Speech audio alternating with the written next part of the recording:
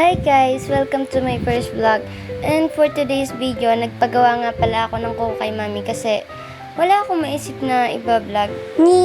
So ayun na nga, inumpisa na ni Mother Earth ang paggagawa ng aking kuko.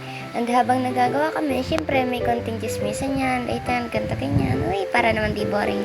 Napaka-supportive naman ng aking mami, ay talaga naman. Manipis na nga ang aking kuko dahil lagi akong ginagawa ni mami ng kuko para sa training niya. Madami nga din palang side niya si mami tulad ng pag-ayos ng kuko, pagkakabit ng DIY at pagre-reban. So ayun na nga, inaalis na ni mami yung tala sa gilid at kinokortehan. So habang inaayos ni mami ang aking kuko, napapatingin pa ako sa camera. Si mami nga ay seryoso sa paggagawa pero may kasamang chismisan yan, di lang halata. So pinapantay na nga ni mami ang fake news sa aking kuko para pantay sa kuko pag nilagyan ng cutics. At di nga kami natagalan sa paggagawa ng kuko di tulad nung una kasi sanay na si mami. Nilalagyan na nga ni mami ng design ng aking kuko. Nung nagtry nga pala akong gumawa ng design sa sarili ko, grabe munti ka na maubos yung cutics. Di talaga biro ang pagdidesign sa kuko lalo na kung mabigat ang kamay mo.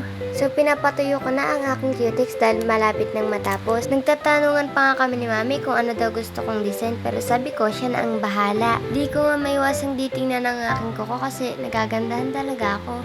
At dinagdagan pa nga niya yan ng unting design. Diyos mio, di ko din alam kung ba't tingin ako ng tingin sa camera dyan. Kala mo naman may magbabago sa itsura.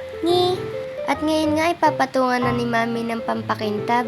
Grabe, ang daming nailagay bago matapos. So ayun, dilinisin na lang ni mami ang kuko at tapos na. Hanggang sa matapos nga ay chismisan pa din. Grabe namang tingin yan, B. So ayun, tapos na nga gawin ng aking kuko. Grabe, feel na feel, tamang pakit pa.